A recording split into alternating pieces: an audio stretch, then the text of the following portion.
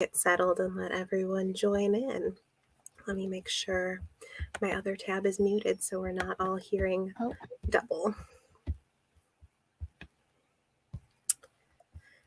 There we go. Oh, I didn't add the thumbnail. Oh, how embarrassing. Okay. Can I do that as we're live right now, or do I have to do it later? I'll do it. Oh, no, I'll do it later. It's okay. Yeah, it's no big deal. So as people trickle in, we'll just get settled. Oh, actually, I can do it right now. Excellent. Upload thumbnail so everyone knows that this beautiful live show is happening. Downloads. I'll just narrate the process to fill this empty space. Yeah. And there's all the Rebecca memes from last time. There's the photo. I just saved it. Oh, forget it. I'll do it later. I tried. And that's literally what counts. every time we do one of these, I can't remember how I get the tab to line up right so that I can look at the chat. It's messy. I frustrate myself. Oh my gosh.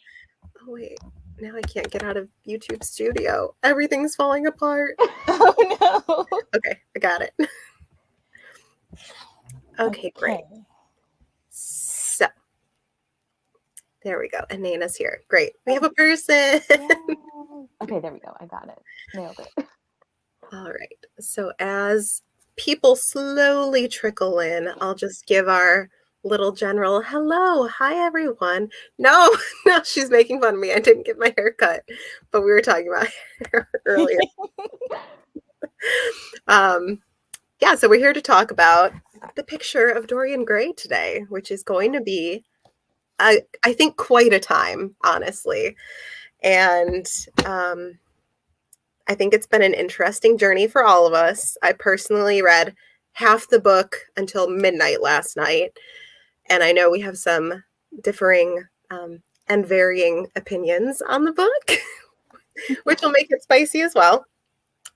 But I will give just some general trigger warnings for things that are in the book and will almost certainly all come up in the conversation, which are misogyny and anti-Semitism, suicide, murder, and maybe grief as well. So those are some things that might pop up. I'm hearing an echo. Is that my own fault? I don't think so. Okay. So as we usually begin, I guess let's just kind of talk generally about our experience with the novel. Has anyone read it before? What is your familiarity with Oscar Wilde? And also, what did you rate the book? Taylor, let's start with you. Okay. So I've never read The Picture of Dorian Gray. This is my first time. And this isn't my first time reading Oscar Wilde. I have read The Importance of Being Earnest, which I did quite enjoy. I thought it was really funny and clever. And this book I also liked. I think some things got to me more than they should have, but overall I'm sort of stuck between a 3.5 and a 4-star. I really did quite enjoy it. And Oscar Wilde's writing style, so good. But, I had some issues as well. Mm-hmm. And shall we turn it over to the woman who has the author's name in her channel name? Yes. Maybe you have an opinion about Oscar Wilde. Right, I don't know. I've got some thoughts about him, yeah. So I am by no means an expert, but I am a giant fan of his work. Yes, my channel name is partly inspired by him, so I'm a big fan. I haven't read all of his work or anything, but at this point I have read several of his plays. Actually, I think a lot of his plays. I've read his nonfiction piece. I've read 1 or 2 short stories. And this is actually my second time reading The Picture of Dorian Gray. And I was thinking about this. So far, my rereads for this book club have not been great experiments. I think like every one or almost every one I have liked less the second time. which sadly also happened with this one. Although even the first time I read it, I was like, this is good. I can see why people love it, but it's personally my least favorite thing I've read from Wilde so far, and that's still true. And I think just things got to me more this time around, and I didn't have that engagement factor of not knowing what was going to happen. So I was like annoyed about things in advance, which was unfortunate. And we'll get into all of the like problematic content, which definitely affected my perspective on this. But yeah, so I gave it a 2.5 stars this time. The first time I read it a couple years ago, I gave it 3.5.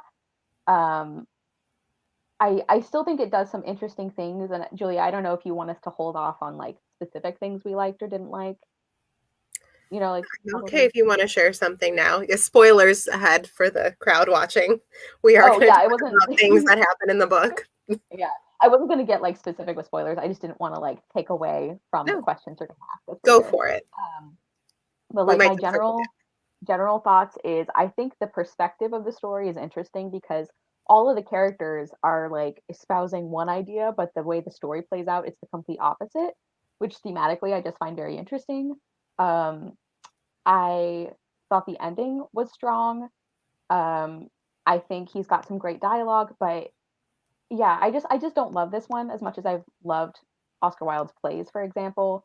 I think that's where he really shines because he's got great dialogue, and I think he's really good at like subtle or sometimes not so subtle social commentary. And another issue I had with this one is that all of the characters were either despicable people or had terrible things happen to them. So there was like nobody that I wanted to care about because it's like, well, you're going to be dead or you're going to deserve every bad thing that happens to you. So that was another difficulty I had. But yeah. Makes sense. Yeah. I think I might have liked it the most out of all of us. I do definitely have issues with it in terms of, again, just some problematic content, a couple places where the pacing had me like, can we get back to the point, please? But his writing is so strong, and I'm going to talk about this. I'm going to say it again later, but the number of times Shakespeare got referenced in this book, I had no idea. So every time I was like, oh, he did it again. Like, I'm just so happy. So yeah, that was probably like not a fair judgment of the book, but it kept winning me over every time he did it. So there's that. And I gave it 4 stars. So this was my first time reading The Picture of Dorian Gray, but I had actually, same as you, Taylor, read The Importance of Being Earnest before. And I loved that. I feel like I rated that higher for sure. Maybe 4.5 or 5 stars. It's a wonderful play. It's really good.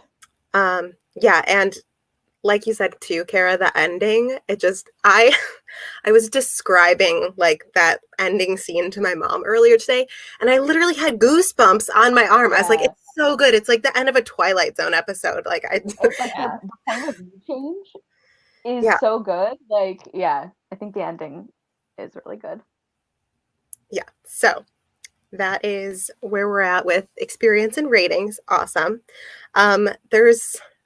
For a pretty short book, there are a lot of like significant characters. So rather than going through all of them individually, I kind of want to focus first on just our main like 3 guys who we hear the most about. So let's start with Dorian. Thoughts, questions, comments, concerns, because he is a very interesting character. I had seen the movie, like the 2009 Ben Barnes movie. Hey, Ben Barnes. A long time ago when it came out. And like that was all of my knowledge about this book going into it. So I didn't remember how like sweet and innocent he was at the beginning. And reading that, I was like, oh my gosh, what happens to you? Like, he surprised me with how much I initially liked him before a lot of influence and change happened. So thoughts on Dorian? Anyone? I also really like Dorian. I think sort of seeing the contrast between like him in the beginning versus him like not exactly at the very end, but pretty much close to the end. It's really interesting to sort of watch him go through that. And there is a sort of element of me feeling bad for him. Like maybe if he had never met Lord Henry, he could have been like really nice. Yeah. And I always go back to that scene where I forgot his fiance's name in the beginning. What's her name? Sybil. Thank you. When Sybil has her really bad performance, and like that's like the beginning of him just being, it breaks my heart, both for Sybil mostly, but also for him, because it gets me. But I do really like Dorian. I think he's very interesting. I like how he sort of oscillates between grappling with his sins and morality, and also going, I'm going to take this painting and I'm going to hide it away, and I will pretend I do not see it. What's that conscience? I can't hear you. Kara, what are your thoughts? Yeah, I also, like, I had forgotten how likable he is at the beginning, which I think makes, like, I will say this, I do feel a sense of loss for, like, who he could have been as a person, which I think is a point in the story's favor. This is also where, like, my just personal tastes as a reader come in, because there are other things I think, even though you can't be, like, objective, about books, there are other things I think are more, like, a little more on the objective side, whereas this is just purely, like, me as a reader. I don't enjoy villain origin stories, like, almost never. I don't find them interesting. I don't find them enjoyable. So that kind of was working against me for this book. And I think that, like, I just found Dorian very frustrating, and I didn't find his particular journey terribly interesting, which might also be because I was rereading it. I don't know. I'm not sure how much that like affected my opinions, but I just, like, I couldn't care about him anymore. Like, I cared about him at the beginning, but he proves pretty quickly that he's, like, not a good person. Like, that's literally the point of the story. So it's like, all right, well, I don't feel any connection to you. I don't care what happens. And if you don't care what happens to the main character that the story's named after, I feel like it's going to be hard to, like, stay invested in the story. I also have some issues with how Lord Henry handled it, so I don't think Dorian is, like, 100% responsible. So I didn't enjoy Dorian as a character, and I think that made it hard to like enjoy the other, because, like, the problem, I keep interrupting myself, sorry. The problem is that the characters that I did find more interesting or more likable are the ones who terrible things happen to them, and it's like they die, or Dorian. Yep. I don't know if we're at this point of spoilers yet, but I say go for it. All right. Dorian either murders them or inspires them to kill themselves. So it's hard when, like, the only characters that you find, like, not interesting, because you can find characters interesting who aren't likable, but I guess the only characters that I found, like, investable is, like, like, I care about what happens to them are, like, out of the story pretty quick. So I was not a big fan of Dorian. I think, like, as a concept, he could have been interesting, but it was just too much. I also found his perspective to be very overwritten, whereas normally I really like Oscar Wilde's writing, and I was like, I'm drowning in the metaphors, friend. Like, we don't need the whole chapter on his jewel collection. Okay, yeah, that drove me crazy. That's the one. That is the one. It was jewels, instruments, tapestries. like old tapestries, and I was like, what are we doing here? Like, I don't know what this chapter is. Yeah. Everything else was very, like, on pace. I don't know. Yeah. That one, like, twice as long chapter was so out of the blue for me. And another thing that I found frustrating about Dorian is that he wants the same thing the entire time, which I think is also, like, part of the point that Oscar Wilde is making, is, like, it's a story about obsession, among other things, but it's like that makes for a very boring protagonist, like, because he's doing the same thing the entire time, Right. So the times that I felt most, not even attached, but, like, intrigued by Dorian as a main character were those times when he faltered, kind of like you were also saying, Taylor, like, initially when he gets the news of Sybil and he's, like, bawling, like, I was like, wow, look at this. Or, like, the one time when he's like, maybe I can do something good. Let me try to turn this around. Like, those were the times where I was like, oh, something is happening maybe. So, yeah, I wish there had been like more of that kind of up and down journey throughout. Because I think you could have still had a similar message, but it would have been a character that you actually cared about as a person, you know? Yeah. But on the other hand, we have dear little Basil. What a peach. I love him. I know. It's so sad. R.I.P. Basil. Yeah, R.I.P. I mean, what a good egg. I just like, I can't even talk about him because it makes me sad.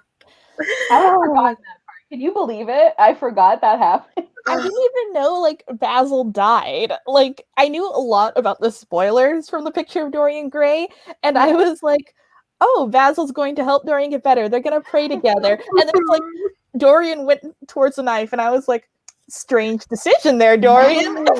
No, see, I felt the opposite. Like the moment he was like, "Oh, you want to see my soul?" I was like, "Oh, sense of impending doom. This is so bad." I feel like it was the same sense of like suspense in Rebecca, where I was like, "No, no, no, this is bad." Like I was scared for like 3 whole chapters, and then there it was. Which, by the way, sorry to get off topic a little bit, but that chapter was so jarring for me because a lot of Dorian's like misdeeds are so vague, so like just alluded to, and then it's like, then he stabbed his friend in the neck 5 times, and I'm like, whoa! Hey! And then when he got the chemist to like deal with the body, I was like, that's some Breaking Bad stuff right there. And like and I was also sorry, I'm getting even more off topic, Julia. Go for it.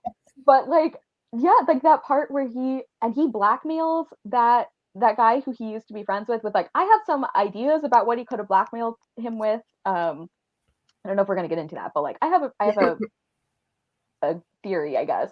But and then you just find out later, like Lord Henry's talking about like all the drama people are talking about, and it's like Alan killed himself too. It's like everyone around Dorian ends up dead or like addicted to opium or like just and like no that, one's I think putting the that's puzzle another pieces together. Yeah, and I think that's another reason that I found Dorian so hard to like is it's not just you're doing bad things, it's like you are ruining people who had nothing to do with what happened to you, you know? Like, yeah. Poor Basil. R.I.P. King. Yeah. I mean, sorry, we're only like talking about his death, but I mean, like, he was a really cool, interesting character, and not to get too far ahead of my own discussion points, but very progressive to be included, may we say? Because, yeah, gay, obviously gay. Yeah, all of I those don't know how red and tabs are the moments where like it's like the first 12 pages where Basil's like talking about Dorian, and I'm like, he doesn't say anything except like, I'm obsessed, not even obsessed. He's like, I'm inspired by you. You are the greatest. You are the king of my life. Like, Dorian, you could never do anything wrong, and you're perfect. I'm like, if this isn't love, tell me what is. I don't understand. Which also makes his death so more tragic. I know, because he's trusting him. The part later where he's like, I didn't want to exhibit your picture because I was afraid people would see how I feel about you. And he's like, you know, my art feelings. And I'm like, okay, if that's what we're calling it, basically. My art feelings is really funny. I was thinking that too. Like both times I've read this story, I'm like, I don't know how people at the time read this and they were not like, all right, these 3 guys are like clearly in love with each other, at least to some degree. Like, I'm pretty sure I read somewhere that like the book was used against Oscar Wilde as evidence during his trial. I think you're right. I think you're right. And like going into it, I thought it was much more subtle. Like, oh, it's like hints, and you have to like read really deeply into the text. Nope, for 6 pages. Basil's like, I love you and you're beautiful. Yeah. I also, on the topic of Basil, who I've been saying interchangeably Basil and Basil, so I apologize for that. But on the topic of him, I also think like not only is he just like a really likable character, poor guy, that's how you know he's doomed, is he's like a decent person. But something I think that's really interesting, that one of the things I did like about the story is like this idea that it comments on, which is that we associate goodness with beauty.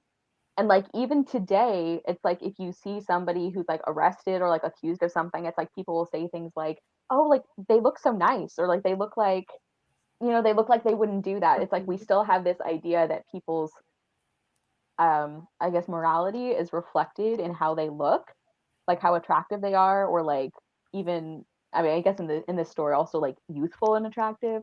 So I did think it was interesting that even when Basil is like talking to Dorian and he's like, I don't want to believe all these terrible things they're saying, if even a few of them are true, like you need to stop.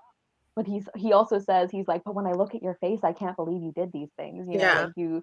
So I thought that was really interesting. Like that was one of the thematic I guess focuses that I did like the way this story explored that, because I think it's true. Like I don't know if it would be true to this extent, but I think he was deliberately like exaggerating that, and I thought that was really interesting. Yes. And we are going to come back around to that again. So I'm glad you brought it up. You always know. Okay. Do we open this can of worms? Lord Henry. Um, he's just awful. It's the worst. I hate him. It's like, it's hard because, in terms of like the morality issues of this book, like he's not doing the worst things in this Yeah. book, like I don't know anyone that was murdered by Lord Henry. Good for him. And yet I hate him the most, like just so much. So yeah, thoughts. Yeah. I half read the physical book and then I listened to the audiobook, and I will say Lord Henry's voice is simultaneously the most relaxing voice and the most infuriating voice I've ever heard. I don't know how to describe it, but if you hear his accent, you know what I'm talking about. He like comes right from like a character in Downton Abbey. Oh my gosh. So it makes everything he says 10 times more frustrating. But like, I think for me, what really got me is like whenever someone brings up anything like, oh, I should go to bed, he's like, in my opinion, bed is like the metamorphosis of seduction. I don't know, some weird sort of way of saying things. And I'm like, dude, shut up. Yeah. Yeah. Maybe I just think of Oscar Wilde as more pretentious than he actually is due to like kind of misused quotes. But like everything that he said, I was like, I thought this was like an Oscar Wilde quote. Like I thought this is how he talked. Yeah. And then it's like Lord Henry, and I was like, oh. Yeah, I was actually gonna say like the one of the interesting things about Lord Henry, even though I also despise him, I think him and Dorian are maybe tied for me. I hate him for different reasons though. But like one of the things I thought was interesting is that Lord Henry reads like a parody of like what other people thought Oscar Wilde was like. Yeah. Like enemies of his at the time didn't like him because of, I think, some of the things that like Lord Henry does, which is like, oh, it's all like surface level wit and he's only devoted to pleasure and like all of these things that like Lord Henry is like an extreme example of. So I don't remember if I read this somewhere or if I came up with it. Probably somebody else said it. But this idea that like Lord Henry is kind of like a self-insert as like a parody. Like Oscar Wilde was kind of making fun of his critiques, which I think is interesting. But yeah, I'm not a fan of Lord Henry. He was like so insufferable. It's like there's that one page where he's talking to the woman near the end that Dorian's gonna have an affair with and then doesn't. One of them. His cousin? Henry's Yeah, cousin? yeah, it's Henry's cousin. I mean, And it could be Dorian's in this time and age, let's be real. right. And it's like in my edition, which is like this is a giant bind up, so the pages are big. In my edition, it's like It's cool though. yeah, it's like a page and a half of like superficial banter, and I'm like, listen, I like clever dialogue. This is exhausting. Can you just stop? Like, This ain't it, Chief. yeah, it was very frustrating. And I mean, I think the biggest issue that we've been talking about we have with Henry is that it's like Dorian is still responsible for his own actions, but it kind of feels like comparable to like if somebody like if you have a friend who is like predisposed to like alcoholism and then you're at a party and you're like, you should just try some. Like Exactly. Yep. like He's such an enabler. Yeah, and that really bothered me because like yeah, it's like we kind of get a glimpse of what maybe Dorian's life could have been like if he hadn't met Lord Henry or if Lord Henry hadn't been a jackass. So yeah, he's not my favorite. Also hate the way he treats his wife. Oh my Um He doesn't like women in general. No, Yeah, I'm so glad she left him. I'm like, this is the happy ending we needed for her. good for her. Good for her. Yeah. Yeah, just the rampant misogyny. Any chapter he shows up in, he's like, "Oh, you want to hear what I think about women? Let me tell you." Women, am I right? This isn't even what we were talking about a minute ago. Hello. And I feel like I need to defend Oscar Wilde's body of work because at least from what I've read, he doesn't do that a lot. Like I was surprised at the level of misogyny in this one because in his other things that I've read at least, he actually has some really strong female characters, and even when he has like even when he plays off of kind of like stereotypes of women at the time, it's always like balanced out by like making fun of the men involved as well.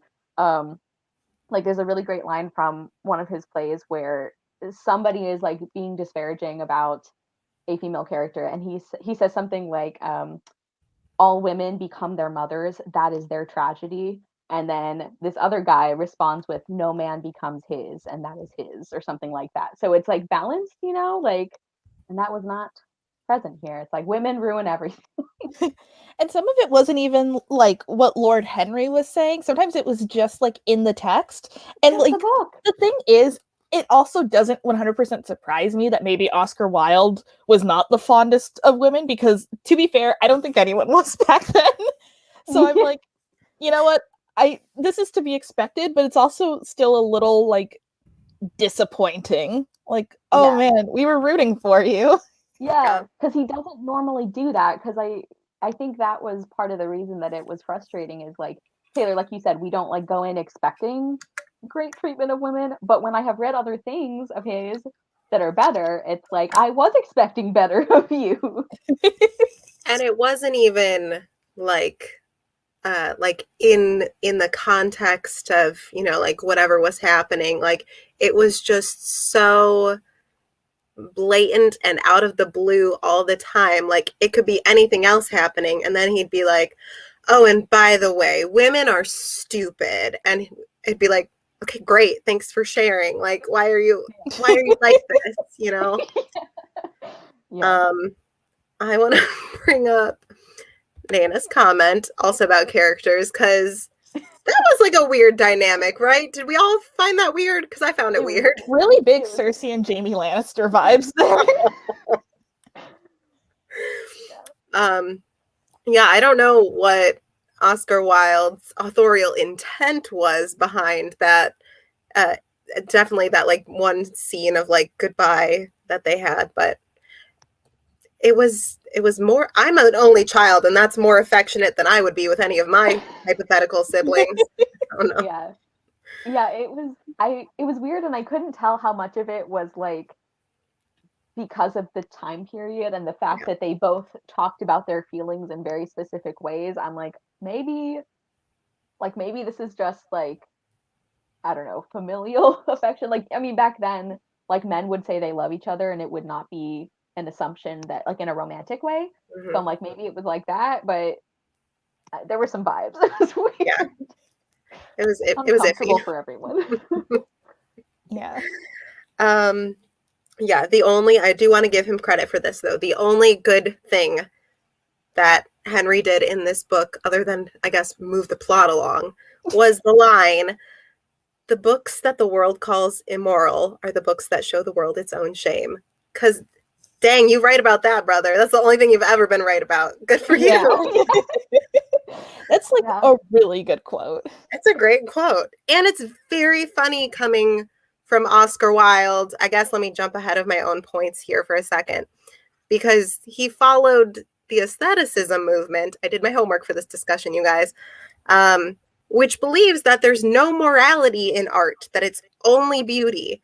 So it's like, why would you write a book that is so centered on morality and immorality and then be like, but that doesn't exist in art? It's just like, it's very puzzling to me. So share your thoughts, please. I'm curious. I was just going to say, maybe this more proves my point because I don't entirely agree with that aestheticism movement philosophy. But I feel like it proves at least my thought process that like either anything you're going to write is going to have some sort of moral, really, some sort of like lesson, whether or not it's good or whether or not, like, it's going to reflect you, and I feel like it's going to reflect your views. But it is weird because it's not even like this book was accidentally centered on morality. Like, there's a whole like inner debate with Dorian about his own morality and a physical like manifestation of his sins. Yeah. So I think that is odd, but I would assume it's intentional, but I do wonder about the extent of the intent given his views on art. Well, and I also like the way I kind of view it is I almost think about Oscar Wilde's perspective, the things that people say to Lord Henry, where they're like, you pretend that you don't care about anything, but you actually do, like you actually have opinions about it. That's how I kind of feel maybe about Oscar Wilde, which like obviously it's hard to prove that because he's not around. But like I mean, especially reading De Profundis, which is his nonfiction. It's like his letter that he wrote from prison, which was obviously near the end of his life. And maybe this is maybe like some of his perspectives changed as he got older, but I definitely don't think that he did believe in no morality. You know, I said that very strangely. I think he did believe in morality, is what I meant. And I think even though I like Oscar Wilde as a person much more than Lord Henry as a character, I do kind of see some like parallels in the way that like multiple times characters will say like, oh, but Henry, you always like to pretend you believe things you don't because it sounds funny. And it's like I kind of feel like that's how like Oscar Wilde hides, or not hides, but he like kind of disguises his beliefs or ideas like under this layer of like in a lot of his plays it's under comedy, and in this book it's like under all of these ideas about like, oh, beauty is the only good, and like to pursue beauty and pleasure is the only thing that matters in life. And it's like I don't necessarily, like, I'm with you, Taylor, I don't think he necessarily believes that either. I mean, even just going from this story itself, like all of the characters that we follow in this story are of the opinion that like, yeah, like aestheticism, you know, beauty only matters. I guess Basil doesn't. We see how that turns out for him. But it's like Lord Henry and Oscar Wilde and like all other conversations, not Oscar Wilde. Lord Freudian slip. Lord Henry and Dorian Gray. Like all of their conversations are about that, but the end of the story is like obviously that's not a good way to live your life, you know? Like I find that contrast very interesting. Thank you for that perspective. That was well said. Okay, so those were the big three characters I wanted to address, but then I wanted to say, not just out of them, but out of everyone, do you guys have a favorite character? Because I know who I want to talk about. Basil, 100% Basil. I love that boy.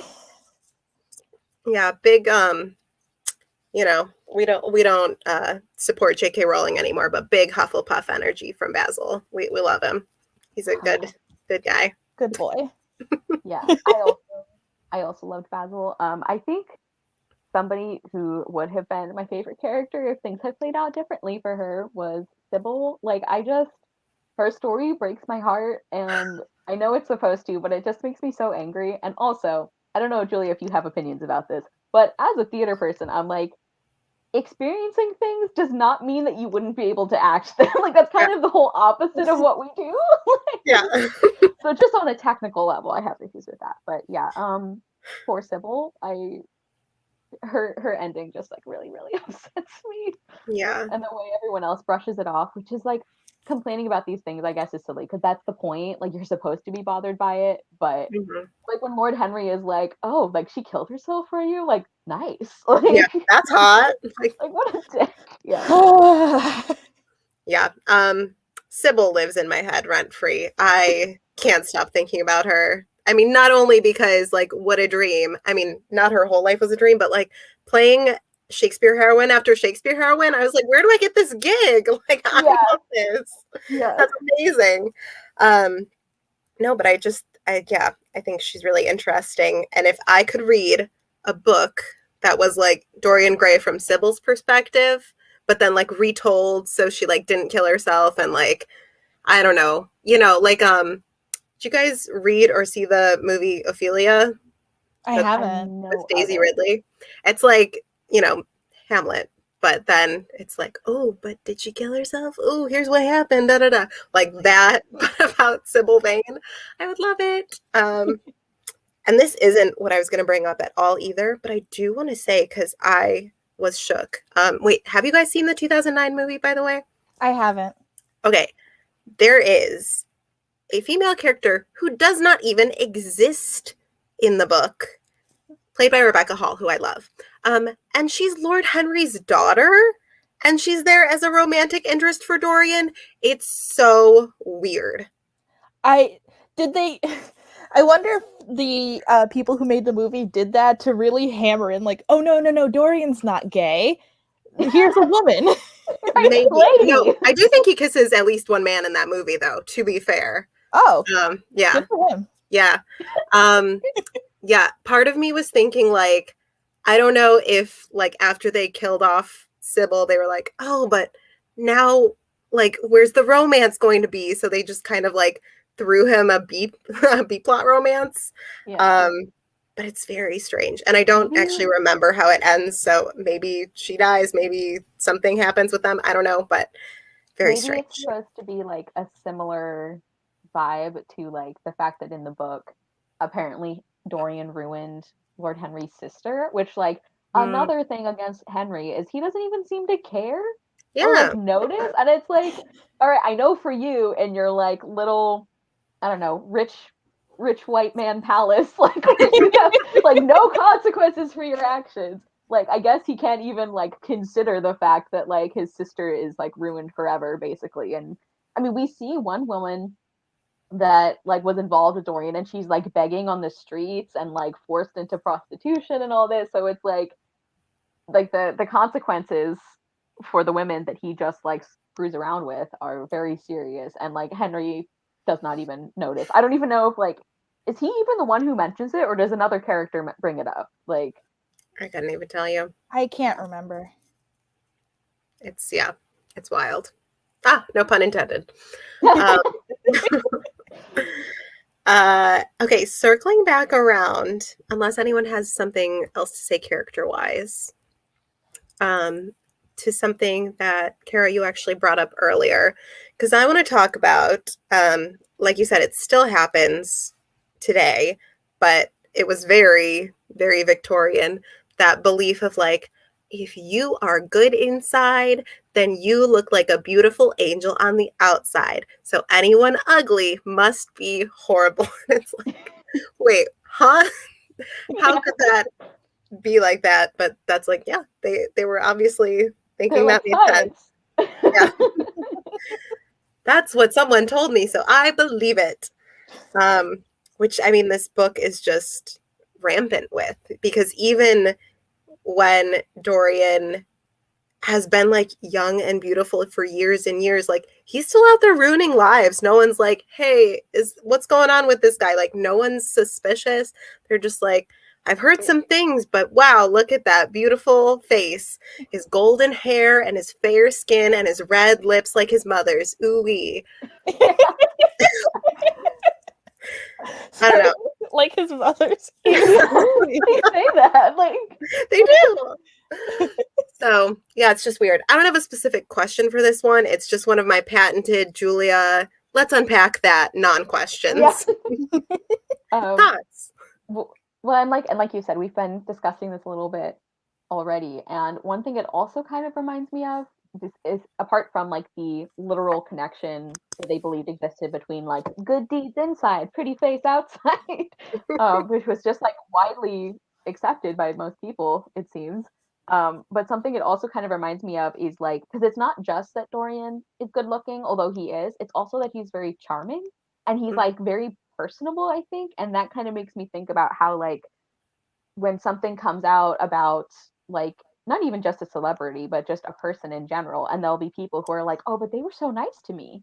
You know, like I met them and they were really like they didn't seem like they would do this. And I think that is also kind of I think that plays into this story as well. Like I think the beauty connection is a much like stronger element of the book, but that was something I was thinking about too, is like I think it also speaks to the way that people in general are like we tend to believe our experience is universal, you know, even if somebody is telling us like, no, I had a really bad experience with this person. It's like, well, they were nice to me.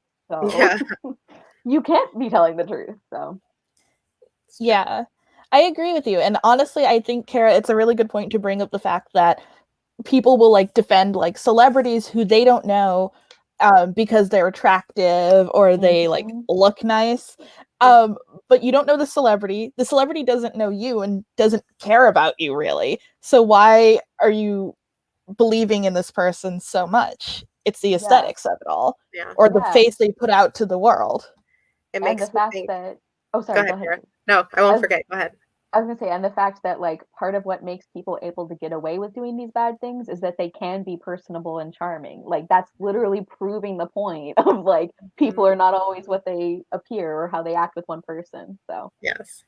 Yeah. I was gonna say it reminds me of like all the Ellen DeGeneres drama where Yeah. celebrities were tweeting like, no, Ellen's nice. And it's like, yeah, her staff said she's mean. She's paid to be nice to you. You're the other celebrity. Like, what are you not understanding? She's not gonna like punch Brad Pitt in the face Yeah. on live TV. Welcome to my show. yeah. It would be stupid. It wouldn't make any sense. So yeah, it's Yeah. Also, they have like a brand to keep up too. Like Mhm. every celebrity has like a sort of brand that they have to maintain and keep that image. Ellen's was like kindness and, you know, joy. And then you have other celebrities who have similar brands. So when they sort of deviate from that, it's also really hard for people to sort of like comprehend that and deal with that. Yeah. Mhm. Yep. I'm like, I put these in such a weird order. I always like jot down things that are interesting to me, but then I never like reorganize it into like, here's how the discussion should flow. It's just like, oh, now let's talk about this one. So there we go. Keeps it fresh. Yeah. Okay, this again, all of these things kind of tie together because even though there's so many themes in this novel, they're all very intertwined, you know? So I said this in my my Instagram story earlier, but this book is so interesting to me because it has both figuratively and literally the death of innocence, you know? Like we see Dorian's transformation from like, I'm a sweet, nice guy to like being corrupted. Whereas the characters who are literally like innocent and sweet and see the best in people, adios, you're dead now. Yeah. So and the characters who die are all people who once thought like, oh hey, Dorian, I think he could be a good guy. Like you know, even Sybil's brother kind of hoped that, like when he was like, oh, you guys are getting married, okay, I hope he's nice. Like so yeah, what do you make of the way each character death occurred? Because obviously Dorian's death is quite different from the others. And Sybil's brother's death in particular is a very interesting one to me. I forget his name. Do we know his name? James. John or James? I think it's James because Sybil calls him Jim, I think, a couple times. Okay, yeah. Anyways, yeah. Death. I'm trying to find his name. Death. Thoughts? Yes, let's unpack that. Yeah. I can't find his name either, so I believe you. Let's call him James. Yeah, I don't know. It's just so dark. I guess I don't know where my brain was going with that anymore. I mean, I think it's like a good question about how each death occurs. At least for, I think half of the deaths. No, actually, not even half the deaths. Only one of the deaths is intentional, really. When Dorian kills Basil. But I also like that these deaths happen exactly after there's also that death of innocence. So Sybil falling in love with Dorian and him telling her he doesn't love her anymore and breaking up with her like in a really mean way. She gave one bad performance, my dude. It happens. People have off nights. But it's because she embarrassed him in front of his friends. Yeah. Sybil, I invited all the boys to come see your show and you suck. I can't hear you anymore. God. The boys. Because I was just thinking about how much I love you, and he's like, disgusting. Well, don't think about how much you love me anymore. I'm sorry.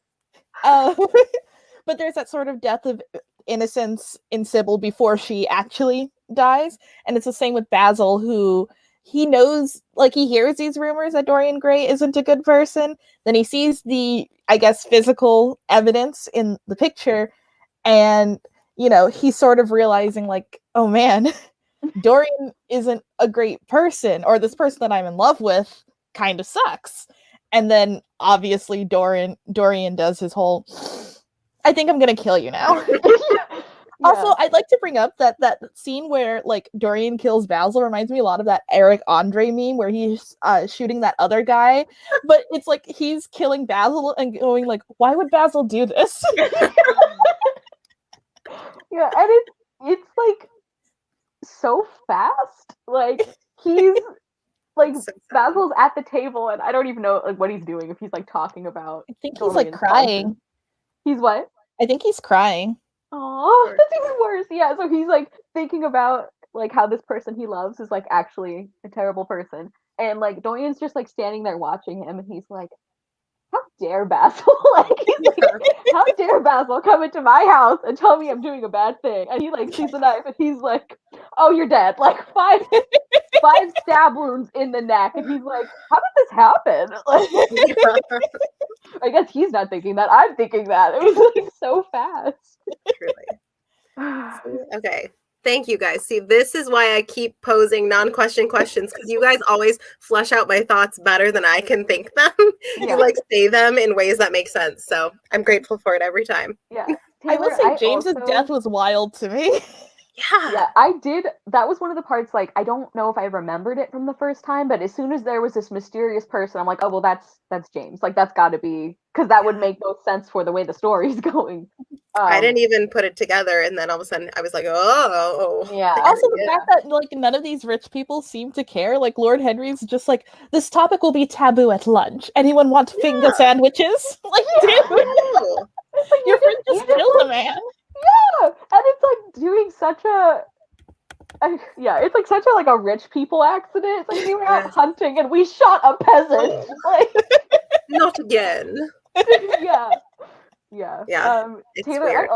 I agree that I think you brought up a really good point that it's like the timing of this is like fits into like the death of innocence. And another thing that kind of like occurred to me with it is it's sort of like every time it happens, there's like a moment where Dorian has a choice and he could choose to be like to do the better thing. He does not every single time. So like with Sybil, it's like he could have apologized to her. And like again, not that I want to be careful that I'm not saying like basically Dorian like caused her to die by suicide, but like his actions were a direct influence on her state of mind, you know? So like he had the option of choosing like to handle that better because he could see how much it was affecting her. Even if he didn't care until later, he could see what he was doing to her by like dumping her in the worst way. And he didn't turn things around. And then with Basil, it was like Basil like literally comes to him and he's like, repent, like be a better person. And like Dorian's like, how about if I just stab you though? And then with James, it's like it's I guess the timing is kind of reversed with that one because it's like after that happens, he's like, this is my chance to like be a better man, and it's too late, or it's like I don't know if it's too late, but like he does things for the wrong reasons. And so he even like at the very end, it's like he has that moment of like he can choose to continue on this path or to do the right thing. And even though like he does do the right thing in that case, it's like not enough because I don't know if like the message there is that it was too late or just that he didn't care enough to do something for the right reasons. But yeah, like that was another thing that occurred to me with all those character deaths is like it happens at like a decision point for Dorian, and every single time he like chooses the wrong thing or he chooses something for the wrong reasons. Yeah. I love your brains. You guys have the best brains in town, let me tell you. I just love listening to both you talk. My next note says verbatim, Dorian Gray, he does live in a society. Because I wanted to talk about, like, what commentary did we all pick up from Dorian's interactions of people in different social classes? Because that is one kind of ism we have not addressed yet, but is actually really present in the novel, in when he goes to the theater and when he's at the opium den and like all these different places. Yeah, the interactions are very different than in the hoity-toity society. So curious where your minds are at with that one. Yeah, I think that's a good point to bring up, and I definitely get the feeling he cares more about covering up his wrongs with the other wealthy people because he has like this reputation to maintain. Um, Whereas like he knows that like nobody's gonna worry about the like prostitute that he mistreated, or like, you know, now that he's gotten somebody addicted to opium, he can like wander through these like I guess notoriously bad like opium dens, like nobody wants to go down there, but he can do it because he's rich, you know. So yeah, I think there is definitely a difference in how he like perceives, not only like how he perceives his guilt, but how much he cares about covering it up, you know, because like he doesn't disguise himself when he goes down there, like he doesn't tell people where he's going because it'll get out to like society. But once he's there, it's like he knows nobody can raise a hand against him. So yeah, I think there's definitely a difference there. And like, you know, Sybil, she was only an actress, so like they're not going to work too hard on finding out how she died. Literally.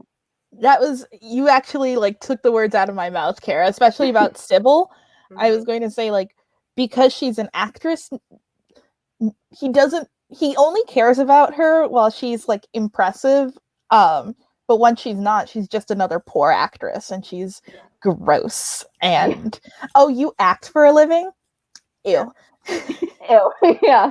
Ew. Gross. Yeah. And imagine how different the novel would be too if he had first fallen in love with like a society girl, you know, like someone who's at his station in society. Like, her death would have led to much more serious consequences, which sadly echoes today's world. But yeah, would have been very different for him. Yeah, and he does. I mean, we do get references to like even the upper society women that he ruins. Like they obviously get consequences too. But I think it's like it's like they're ruined because they're brought down to the lower classes of people that no one cares about, you know? Like so even that, I think it kind of reflects that class divide. Is like for women, it's like it wasn't just like your birth and your wealth, but it was like your virtue decided what class you were in. Yeah. It also speaks to like the gender divide as well, at least because like Dorian's out here ruining women. Where's Dorian's ruination? Yeah, where's his consequences? Yeah. Definitely. Truly. Friends, I'm so sorry. I need to walk away for just a moment, fill the air, and I'll be right back. Talk about whatever tickles your fancy. Okay. Taylor, do you have a burning Dorian Gray question to ask? All I can think of is like my fan casting for Dorian Gray. And whenever I fan cast for like classic novels, I just do race blind casting, and Dev Patel is my Dorian Gray. Only because he's like the one actor in Hollywood. I would really care about Dev. I would really care about Dev Patel. Like, I don't know. I feel like it would be hard to cast someone like Dorian Gray because it reminds me of Finnick from The Hunger Games, where they describe him as so ethereally beautiful that no actor can ever achieve that. But in my opinion, Dev Patel is the closest. Yeah. I would like totally want to see that. Sorry, that wasn't an intellectual question. No, it was just, I want to look at Dev Patel more. Dev Patel in period clothing. Discussion of art is by definition, you know, thoughtful and important. Yeah. I also like, I don't know if Julia's gonna bring this up in one of her discussion questions, but there's that first page of the story that's just like a string of Oscar Wilde's opinions like, that I think is so funny. Yeah.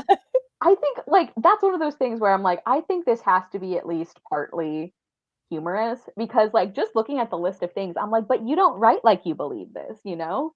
Yeah.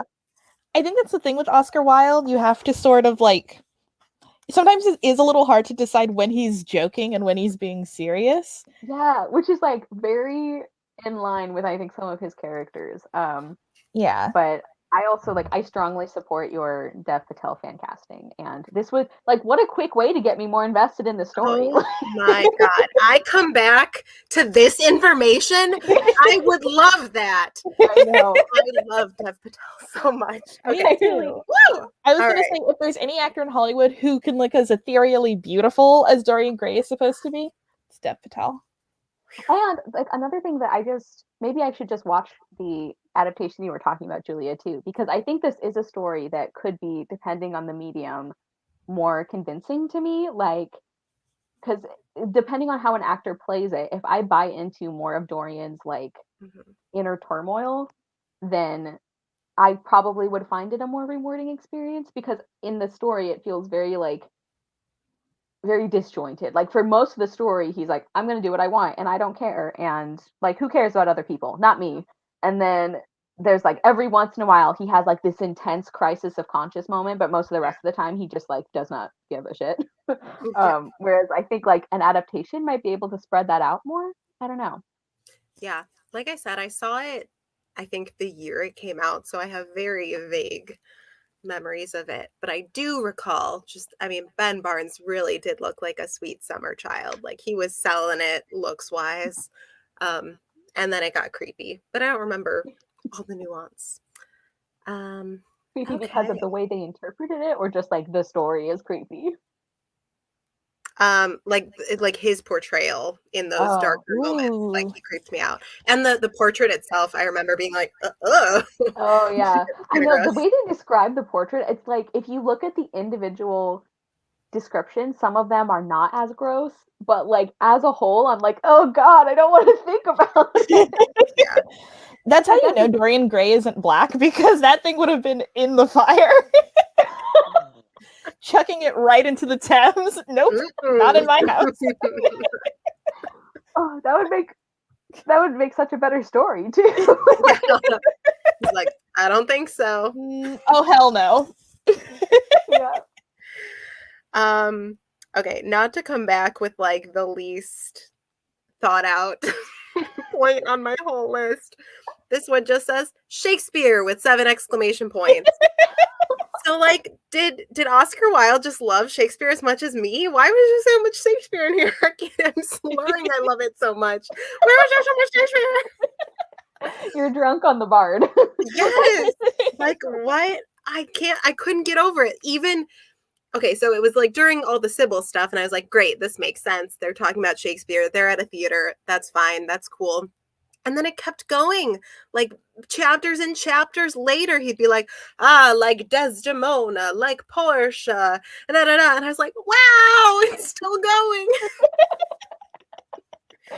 So I don't know if anyone has any insight as to why there was so much Shakespeare in here, but I could like, see Oscar Wilde drawing a lot of influence from Shakespeare, particularly in writing style, but also his humor. I can see like there's a lot of clever wordplay and clever jokes in Shakespeare's work, and I feel like you get a lot of similar things with Oscar Wilde. The first thing that comes to mind, especially with the wordplay, is the importance of being earnest. yeah. But I'm wondering if he was a fan and got a lot of influence for his writing style from Shakespeare. Yeah, from what I remember from like reading about Oscar Wilde and like reading his work, which like I'm again like not an expert, but I do seem to think like he used a lot of allusions in his work. Like he used a lot of like little references, which I think also like Julia, you read about aestheticism recently, so is this correct? I think that in aestheticism there was this like feeling of like the beauty of the past and like the kind of like romanticizing like the past. Like I think Greek was like I feel like ancient Greece is always being romanticized in like artistic movements. So I think that was something, and I wouldn't be surprised if like Shakespeare was kind of part of that. So I think he did like to make references to that. Those both make perfect sense. Thanks, friends. always filling in the gaps for me. Okay, we're almost getting down to it. Where are we? We're almost at the hour mark. Good. This works. Okay. This is pretty on par for us, right? Yeah. So my last thematic questions before the shorter things is this book has a lot to do with like influence and how the characters impact each other. Like we have obviously the yellow book that Lord Henry gives him whatever's in that book. It is really something apparently. Um and it's another non-question, but I guess what do you guys think about that theme of like influence and how we as humans impact one another? I think I find that the book strikes an interesting balance between influence and personal choice. I mean, Lord Hayward definitely like influences Dorian when he's younger and much more impressionable, but by the end of the book, I'm pretty sure Dorian's pushing 40.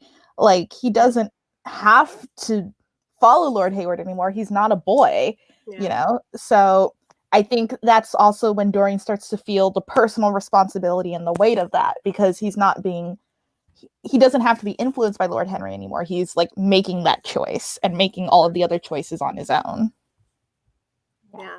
Although I will say, I don't know if you guys picked up on this because I could not like unsee it every time I saw it. Even in those later chapters where they're like, it was his 38th birthday, blah, blah, blah, blah, blah. They would still, like the narration would call him like the lad. And I'm like, he's not a lad anymore. You're calling him the lad. He looks like one, but he's not. Yeah. Taylor, I think you said that very well. Yes. I also thought that contrast, that balance was really interesting. And I think you can tell from like the way that we're talking about Dorian and Lord Henry is like, even though we're not saying that Dorian had no choice, but we're like angry at Henry too, because he like intentionally he's like, wouldn't it be fun if I just like made you a terrible person? Like, and something like, I don't know if this is exactly connected. In my mind, this is connected. But something else that it made me think of is like this book deals with is it ever too late to make a choice like that to like be a better person? Because like initially I would have said that the story kind of says like, yes, it is. Like you can get to a point where it doesn't matter anymore. But I don't know anymore, because I think it's interesting that the reason that that didn't work is not because Dorian had done so many bad things already. It's because he was doing something with the wrong intention, that he was not actually doing something selflessly. So that was another thing that I like thought about with this story is I don't know exactly how that ties into influence, but that made me think of that is like, is it ever too late to, kind of be your own person and choose to do something better? And it's like, if you're doing it for the right reasons, maybe you still can, but Yeah.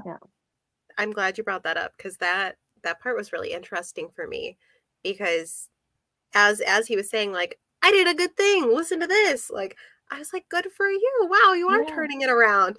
And then him realizing like, oh, I did this good thing like out of vanity and you know, like trying to prove that I could do a good thing and not for just the sake of like, let me be kind to other humans. So yeah, it didn't even occur to me until he was like, oh, it wasn't right at all.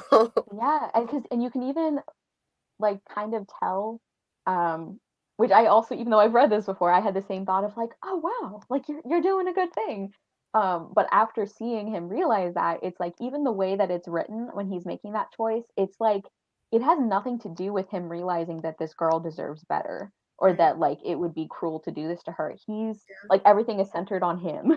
On like, maybe like as a fun experiment I can do a good thing and see what happens. Like a game. He's like, this time, instead of ruining her, what if I try this? It'd be like a fun, different thing for me to do. Yeah, no one will see this coming. And you know what? He did. They were talking about that all the time, that life was just like all experiences, you know? So it's like, oh, this is a new experience for me. Let me try doing the right thing. Like, oh, that'll be fun. Let the plebes do.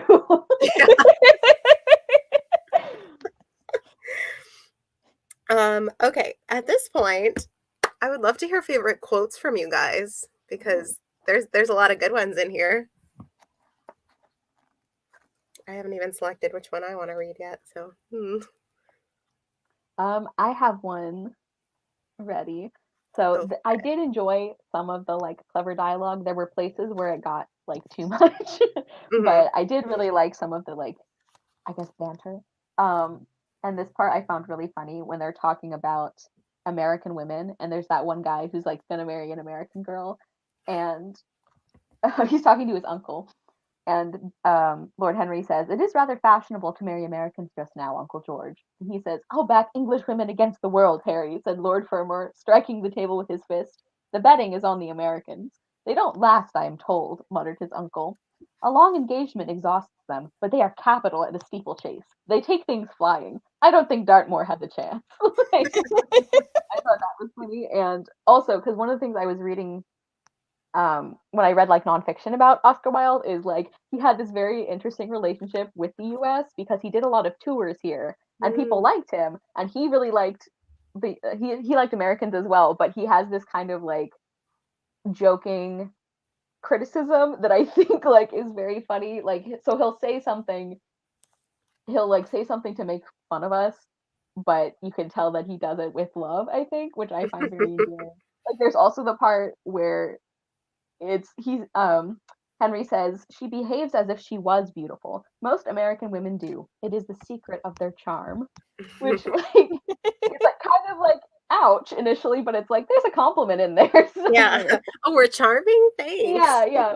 So I just find that very entertaining, like seeing his complicated feelings about the US. Like I think it's funny. Absolutely. Taylor, you still picking? Let's see.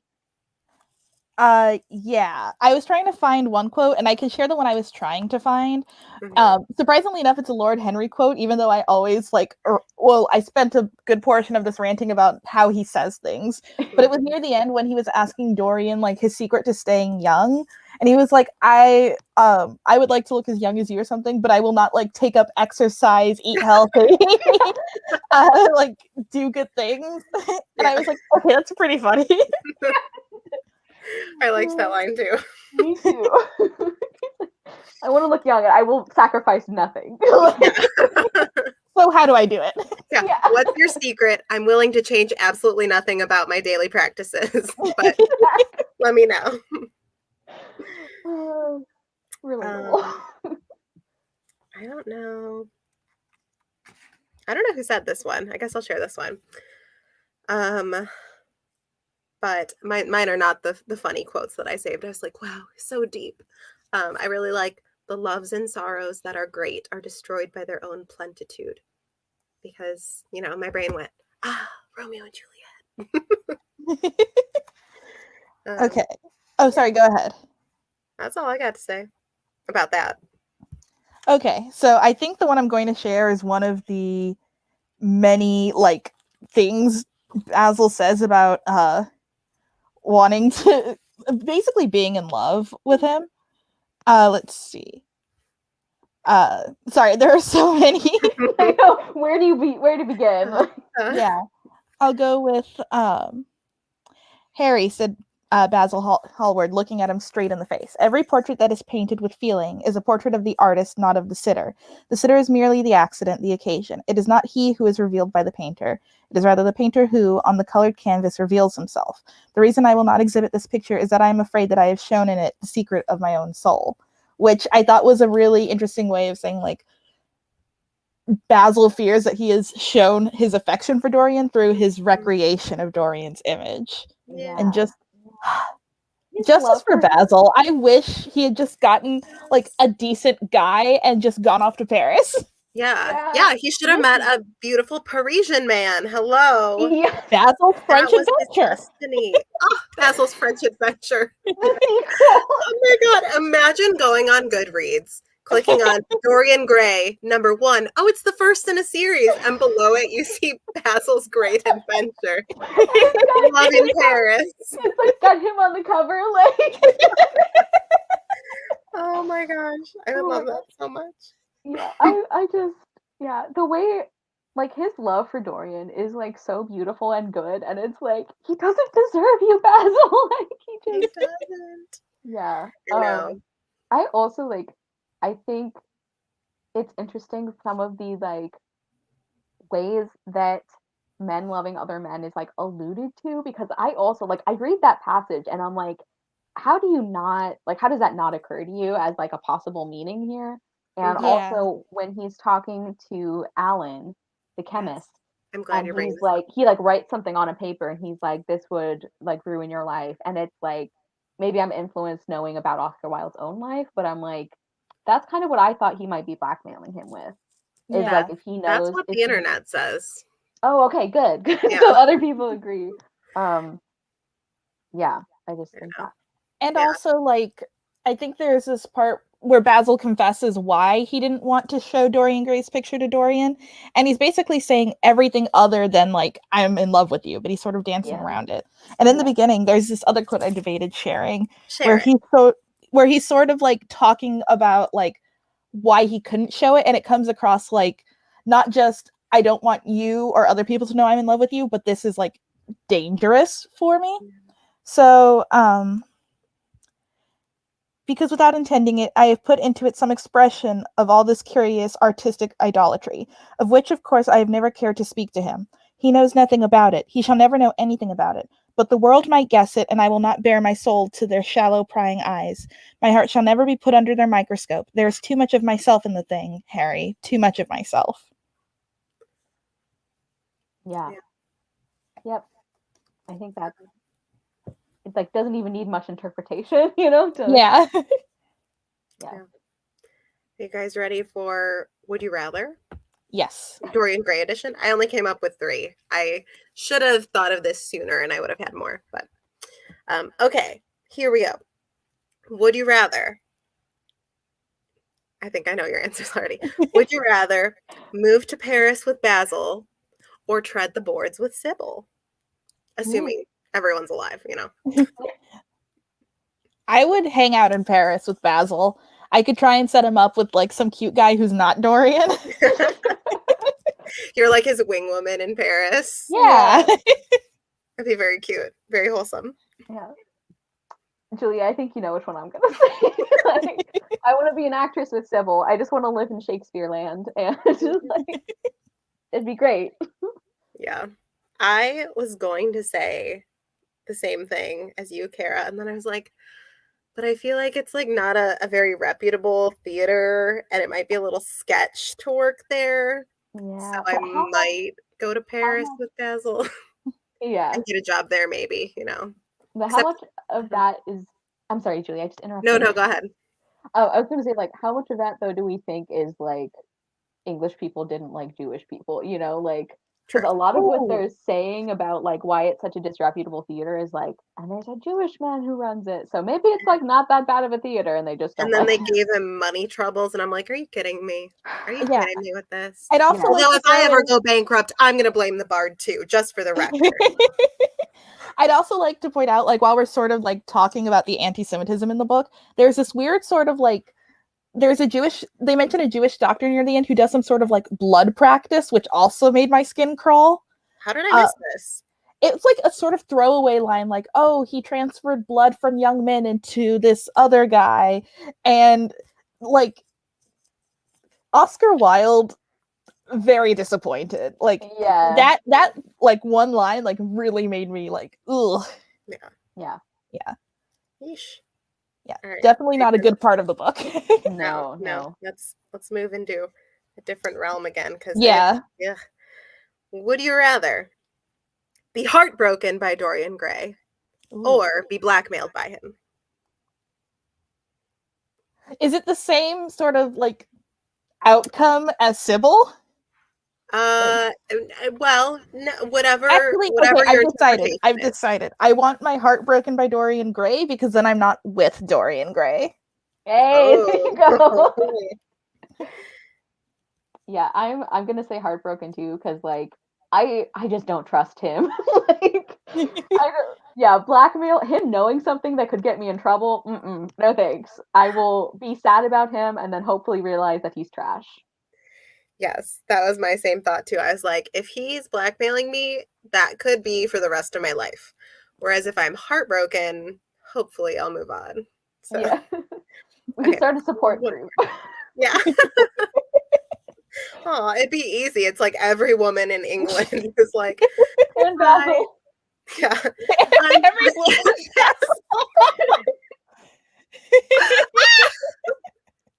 Oh my god, I love the visual of just a big support circle and everyone's like, "Hi, Basil." Yes. My name is Basil Halbert, and I was My heart was heartbroken by broken by Dorian Dorian Gray. Gray. Hi, Hi, Basil. Basil. I think his name is Howard. Yeah. Oh, I love his whole name is amazing. Basil Hallward. Yeah. I'm obsessed with it. All right, here's your last one. I Okay. saved the doozy for last.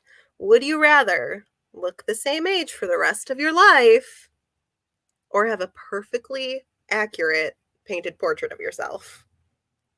Ooh. Hmm. This is a tough one. I know, because they're very like unrelated, actually. I think So because I'm torn because I found a gray hair in my head 10 days after I turned 25 and In the portrait. I'm very upset about that. So I'm really torn on this one. I have so much gray hair. Yeah, I have several. I'll say the portrait actually Hmm. because it would be weird if I looked like 25 for the rest of my life, but like my kids and my spouse kept getting older and after a while it's like, well now my spouse looks like a creep. Like like I don't know about that. So, Yeah. but I think a painting would be really like regal and refined. Yeah. Yeah. Good The only adjective. thing, this is like very, perhaps very vain, but the only thing about the painting one is it's like, aren't painters supposed to make you look better than you really do? But I think I would still choose that one because yeah, I also feel like it'd be really creepy to like look the same forever. Like as much as I would like to age well, like I don't want to like stay the same, you know, because that would be weird for everyone. So yeah, Yeah. I'm also gonna go with the painting one. It'd be interesting. And if it's not flattering, I can just like hide it behind a curtain or something. And it's in my attic and behind a curtain. Yeah. I only invite people in love with me to come see it. Or I'm about to kill. Yeah. Or they're the same. Who knows? Yeah. I wouldn't do that. Yeah. I was a little tempted by the never age one, but then my brain just thinks of like Tuck Everlasting and I'm like, I don't want to be Miles Tuck and fall in love with someone and then have them be like, but you're not aging. You're a freak. You're the devil. And then like take my children away. Like this just sounds like a tragic story and I don't want that. So portrait, please. Yeah, that's all I got. Does anyone have anything else they want to say about Dorian Gray before we wrap up and talk about next month? The only thing is like, did we want to talk about the ending at all? Because I think that was Yeah, we didn't even a talk strong. I was so shook by it, and it was like 12:30 in the morning that I was like, well, there we go. Yeah, let's talk about the ending.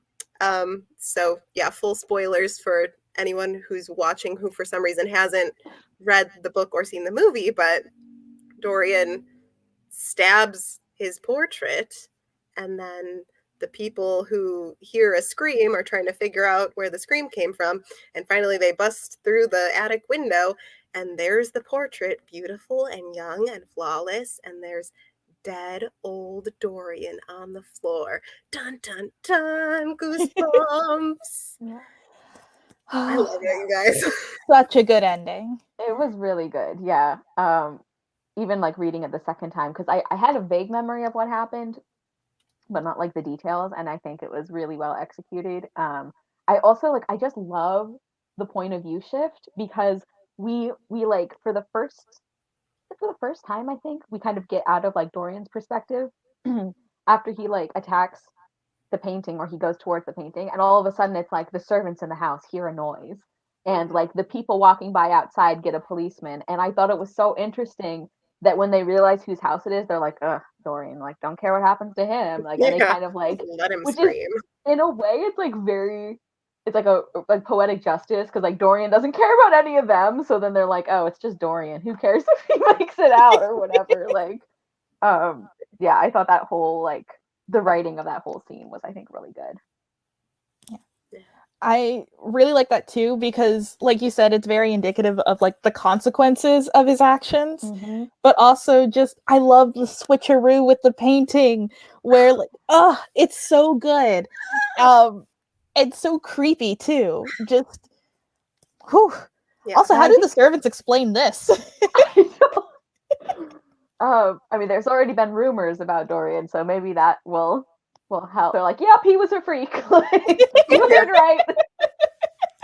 Can't explain it.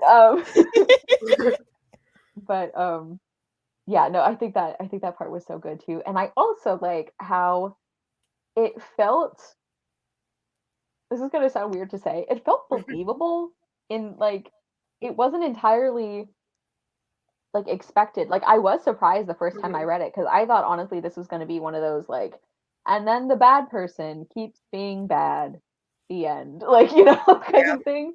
So it was interesting to see him get like some kind of comeuppance.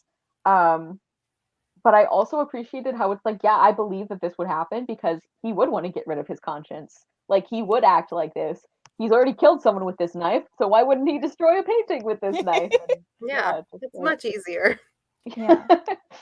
Very well plotted.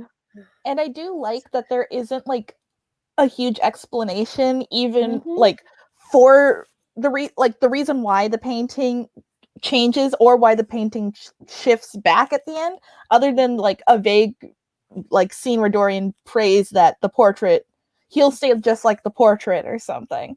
But other than that, there's no explanation. You know, Basil isn't, you know, a magician or anything.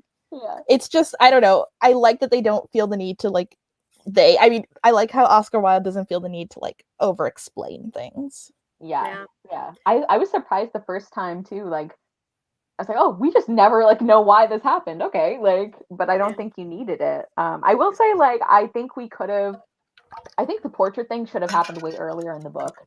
Because it's like a third of the way in, and we just get to him noticing the portrait, and I'm like, that was a lot of setup.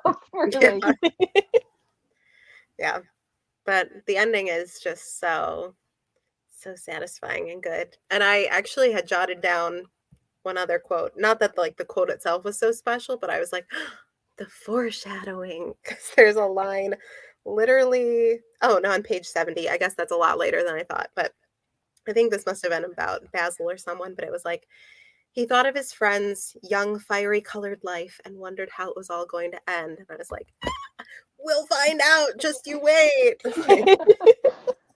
Yeah. A lot of great foreshadowing too with Sybil's brother and all that stuff. Yeah. I love foreshadowing. All right. Well, I think that just about wraps up this chat. Taylor, do you want to announce what we're reading next month? Yes, I do. So for the month of June, we will be reading A Midsummer Night's Dream by William Shakespeare. I've never read it. I'm super excited. And that will most likely be on the last Sunday of June. But as always, watch our Twitter account for very late updates. You'll find out 24 hours before. But yeah, I'm really excited to host that one, and I'm really excited to finally read it, because I've seen a movie adaptation done by the BBC, and it's so good. Not to be dramatic, this is my favorite Shakespeare play. I'm gonna have a lot to say. I do really love this one too. I'm excited. Yay! Okay. All right. Well, thank you to everyone who joined us, and we'll see you next month. Okay. Bye. Bye.